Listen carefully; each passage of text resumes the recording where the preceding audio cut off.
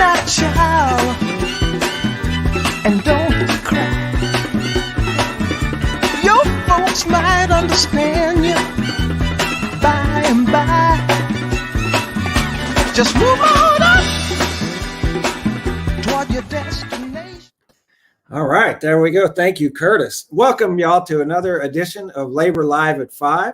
It is the March 7th, 2021 edition.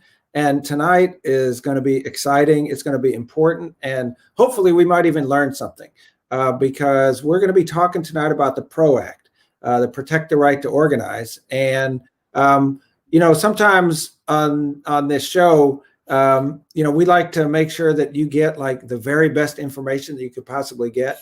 And so tonight, the person who I invited and she actually came and said yes, be with us is like one of the smartest people I know, but also one of the most committed people in the labor movement to fighting for workers' rights for literally decades. And I knew her when she was the general counsel of the National AFL-CIO, where she was, she was an awesome lawyer, but she was also an organizer, building an organization out of union lawyers across the country to coordinate on legal strategy, on policy strategy, and just was an amazing leader there.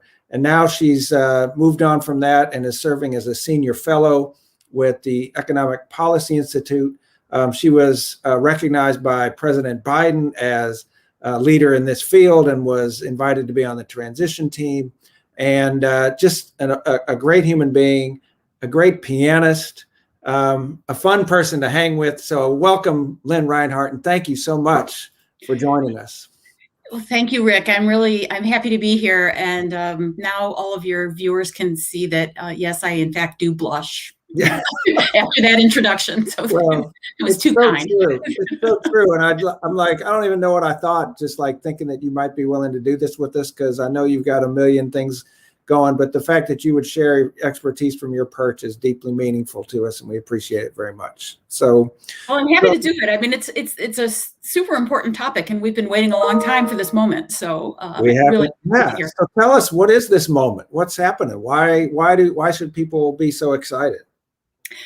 People should be excited because we have the best chance we've had in our lifetimes to pass meaningful reform to our labor laws that would actually restore the right of workers to form unions without interference and harassment and discrimination by their employers, which is something that we see way too much of these days. The law, as it stands right now, gives employers way too much room to maneuver and interfere with workers' choice.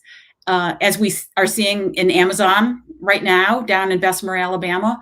And the law is just too weak to stop that. And so this week, the House of Representatives in Washington, D.C. is going to vote on legislation to try to restore workers' rights to form unions, which was supposed to be the purpose of the law when it was first passed in 1935. But over the years, it's been weakened and has really makes it far too hard for workers to form unions when they want to. So it's exciting that this legislation is going to get a vote in the House of Representatives. And it's also super exciting that we actually have a president of the United States who sent a letter today saying that he supports this legislation, in contrast to his predecessor, who about a year ago today sent a letter saying he would veto this legislation. Wow. So what a difference a year makes. And it's a good week.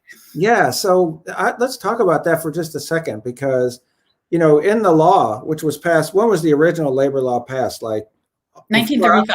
1935. A little before I was born. And in that law, it says that it's the policy. No, I think you were born. I was thinking about being born, but I hadn't decided.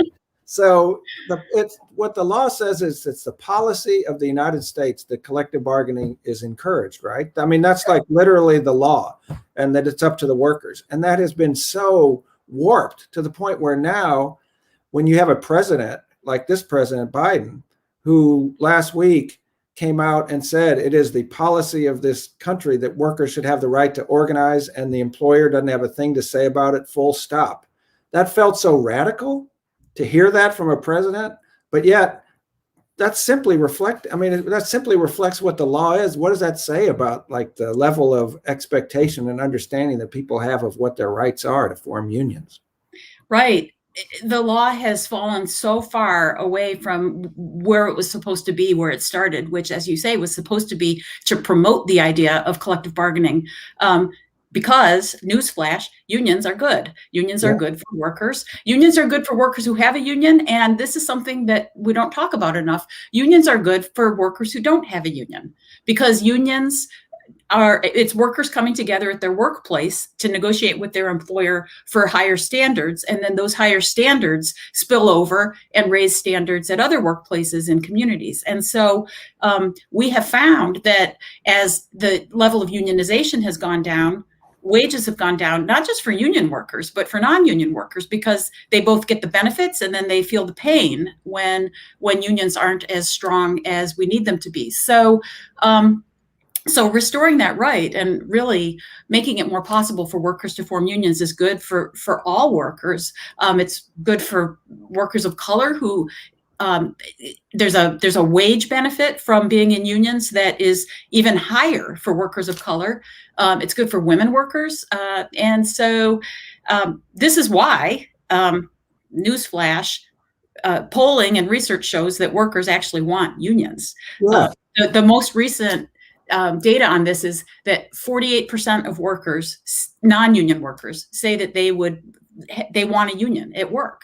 But only 12% of workers have a union at work. So that's a 400% gap between workers who have a union and want a union. That tells you something, that, we've got a problem. And President Biden's statement saying it ought to be workers' choice, no interference, full stop, was such a fantastic statement of what the law should be. Yeah. So, and it's, I don't know, it was certainly not by design, but what's going on in Bessemer, Alabama right now is like a perfect example of, number one, the problem that the law is trying to solve.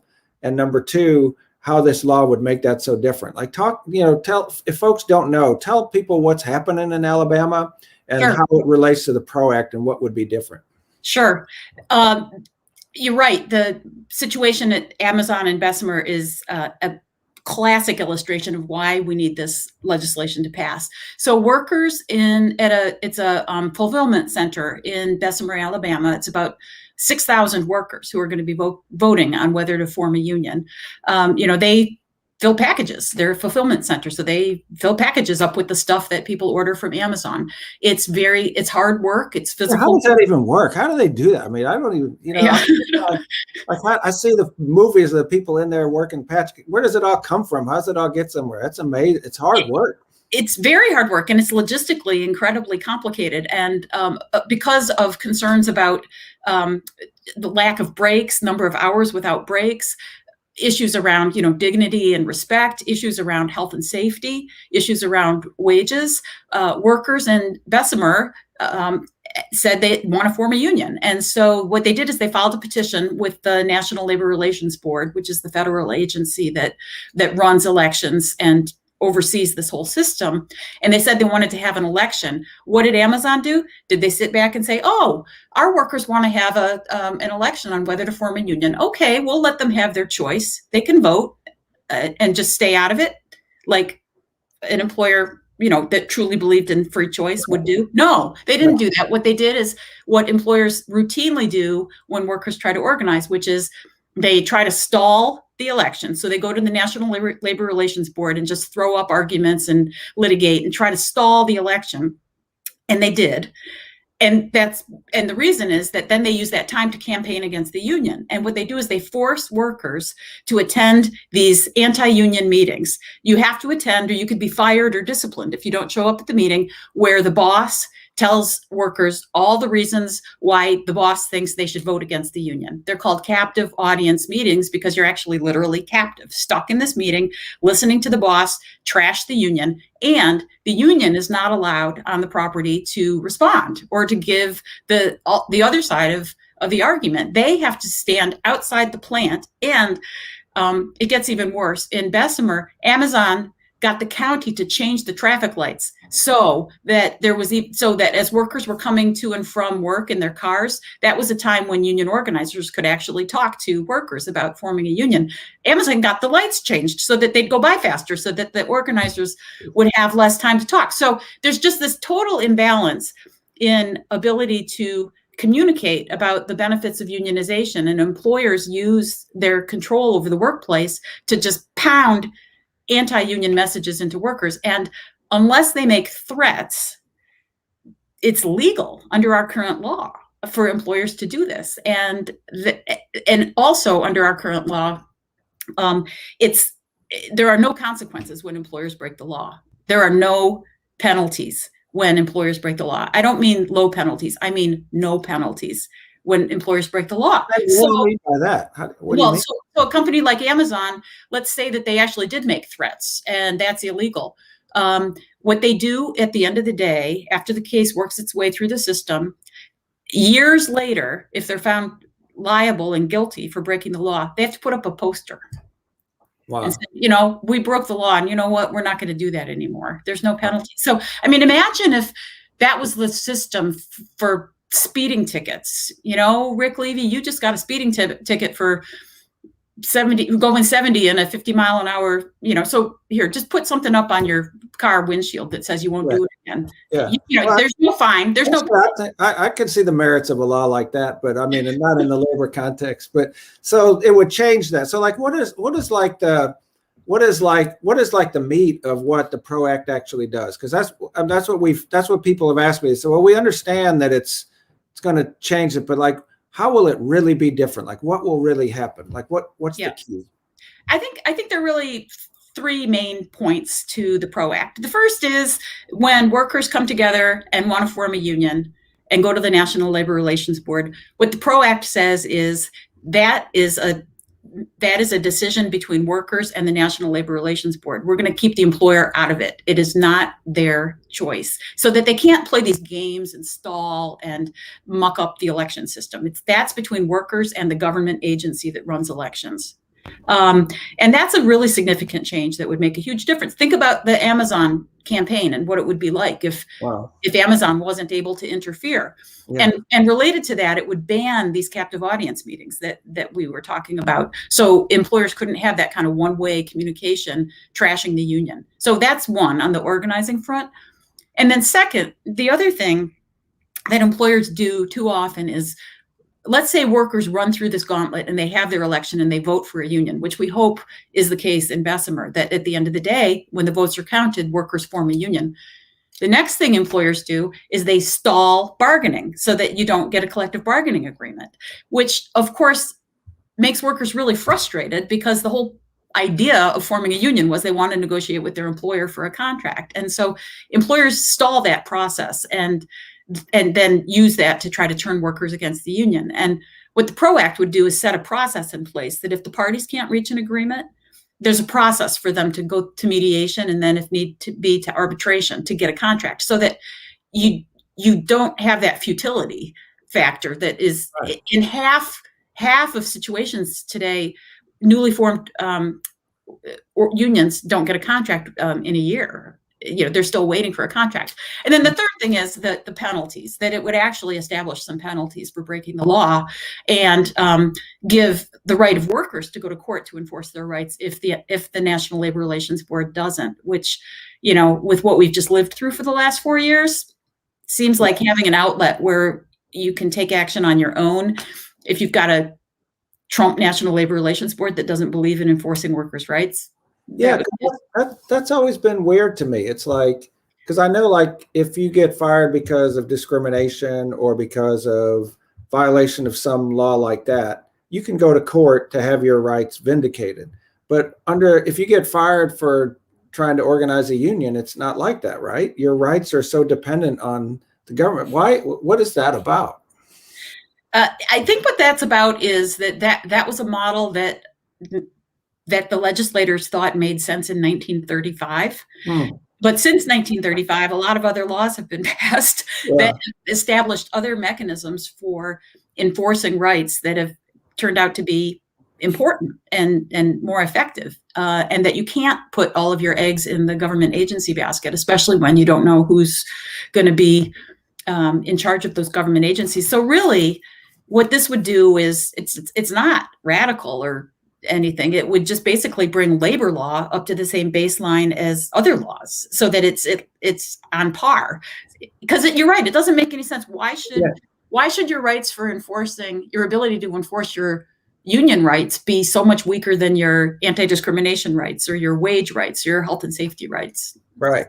Okay. So I'm going to ask a really weird question. It's like, because in answer to that question, I'm going to ask a question, which is like, the laws have gotten steadily weaker for unions and people in unions to assert their rights. So it started like in 1948 with Taft-Hartley with right to work laws, and continued with, with the right, you can't engage in secondary boycotts, and you can't respect picket line, and then, all the ways that the corporate class has kind of gone on offensive, like replacing striking workers. It's like law after law after law has made it much more difficult for workers to join unions. And that is why we have such raging inequality, like you mentioned. That is why it's so bad for all workers.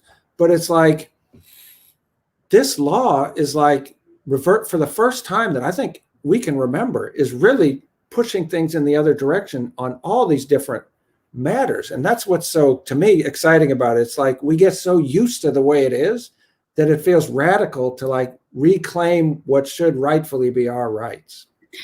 I think that's exactly right. I mean, you mentioned the secondary boycott issue and strikes.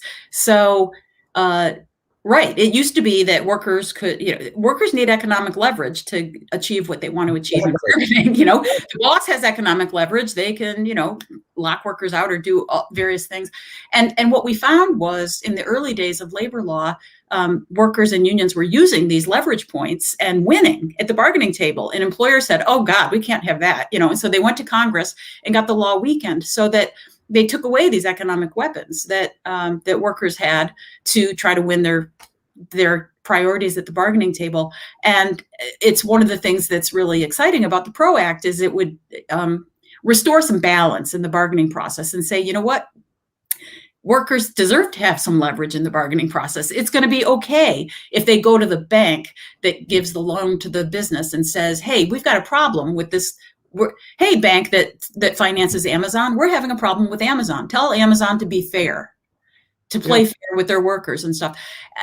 Allowing that kind of activity in this economy where everything is so interrelated just makes sense. And it's like, having workers fight the fight with an arm tied behind their back to not allow them to explore those kinds of leverage points. So, and sorry, I'm going on here, but I neglected to mention, and you raised it, another really great provision in the PRO Act is that it would override these so-called right to work laws, which, as your listeners all know, doesn't have anything to do with getting a job or keeping a job, but it has to do with weakening unions. And what the PRO Act would say is, we don't care what a particular state says. It's legal for a union and an employer to negotiate what's known as a fair share agreement so that everybody covered by the contract pays their fair share. We're not going to stand in the way of that private agreement between a private employer and a private union for fair share.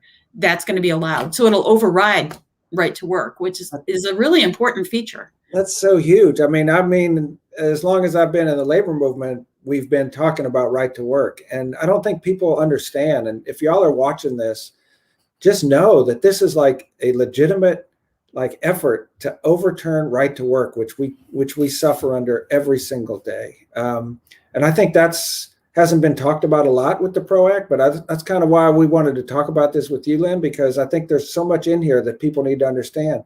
One of the other things about the national labor law is that it leaves a lot of people out. And I see that there's a lot of folks that have questions around, public employees in Texas, for example, don't have the right to collective bargain for the most part. But does the PRO Act or is that being addressed? In other words, folks who basically have to organize, but can never have an agreement with their employer. Does it affect that? Yes. So the PRO Act does a couple of things on that front. One is that it adopts what's known as the ABC test for determining whether or not somebody's a employee covered by the law.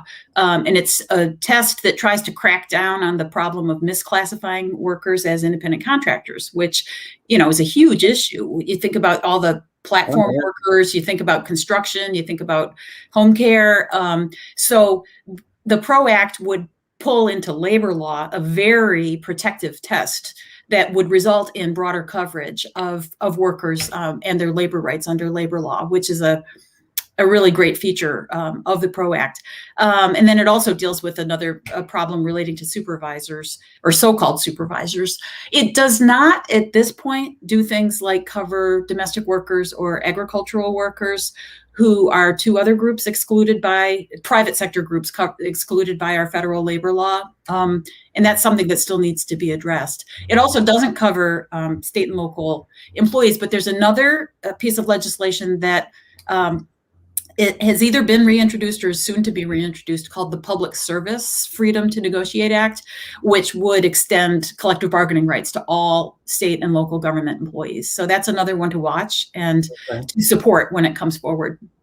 Yeah, it's so interesting to think about the dynamics and how different it is. And I guess the question that people will have is like, okay, this sounds all really, really good. We have 2 years at least, we can't count on anything other than 2 years where we would have a Democratic majority.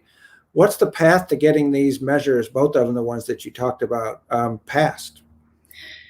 That is a great question, because we cannot lose sight of this moment. We have worker-friendly majorities in both houses of Congress, and we have a president who is pro-union, and, as you said, put out that video, who supports the PRO Act. We have this moment and we cannot blow it.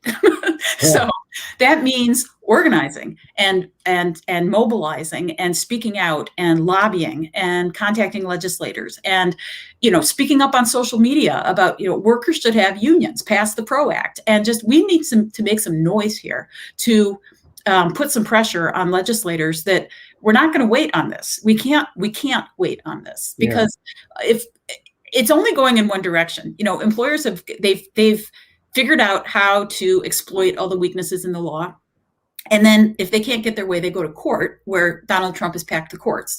So we need this law changed now, because that's the only way it's going to reverse that trend in unionization and give workers a fair shot. So I guess I just think we need to keep the pressure on and not think of this as a long-term thing, but think of this as we need this now thing, and just push like crazy. Yes, I think that's absolutely right. And so we put the phone number up right now. You should all call your U.S. congressperson and demand that they pass the PRO Act. We also have a toolkit on our website that we've posted in the links to the chats on all the platforms here, where it gives you all the information you need about the bill, the talking points you can use, sample letters to the editor that Lynn was talking about in terms of getting out, emails that you can send to your representatives, and ways that you can write your member of Congress or call your member of Congress. And as Lynn said, this is going to be happening tomorrow. This vote. Is that right? Did you say that? Or am I making that up? No, she said that it's going to be happening tomorrow. But again, it's not just calling our Congress people. It's talking to our members so that they understand and getting them to do so. It's creating a different orientation towards the whole issue of unions and the thing. That was the one thing that was so cool to me when President Biden gave that video and talked in such unabashed terms about the positive role that unions play in the world. That changes things. It's not something, I think we all have this tendency to not feel like we can really put out why unions are so good, or just be out, the president of the United States is telling you this is the way it needs to be. That needs to put some wind behind our sails. The fact that he's putting his prestige on the line trying to get this passed is big. And this is a historic moment that we have to take advantage of.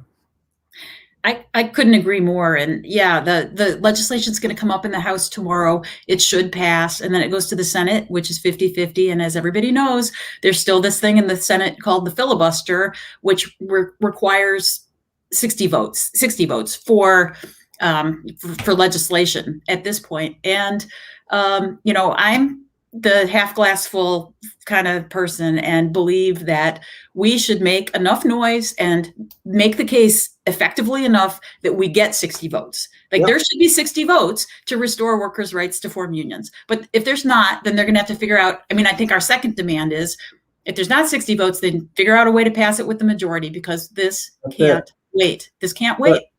But, so many of the things that are happening in that body up in the Capitol, whether it's voting rights, whether it's the stimulus package, whether it's, it all depends on having strong unions and strong rights in the workplace. It all stems from there. I think that the case has been made that unions are good for everybody.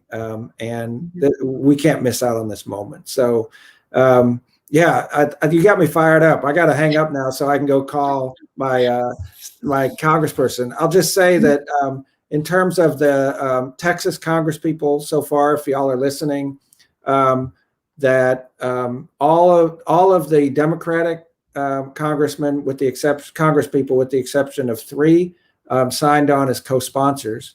Colin Allred and Lizzie Fletcher did not sign on as co-sponsors, but have publicly committed to voting for it. And Henry Cuellar from Laredo has indicated that he is not in favor of the PRO Act. So there you have it. There's who you need to talk to. And obviously, those of y'all who live in Republican areas, please let them know that this is not, it's not a partisan issue. I mean, we have Republican members and Democratic members.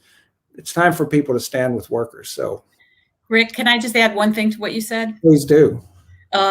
For any of my sisters who are watching the show tonight, it is International Women's Day today, and unions are a force for equality and justice and fairness in the workplace and are good for working women. We all know that, in terms of pay, in terms of sick days, in terms of family leave, in terms of equal pay, all of that. So I think an appropriate way to honor working women in the United States and across the world is for working women to pick up the phone and call their legislatures today on International Women's Day to say, pass the PRO Act. That's awesome. See, that's why I think you were the former general counsel of the AFL-CIO and the senior fellow at the EPI. But Lynn, you're so awesome. Thank you so much.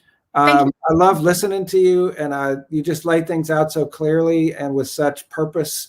And so are really hopefully we can springboard off of this and people can get involved and get engaged, and hopefully we'll have time to celebrate it sometime when we can all be back together. But thank you so much for your work, and thank you for joining us tonight. Yep. Thank you. All right. Get this bill passed. Go have a drink and we'll see you. Okay.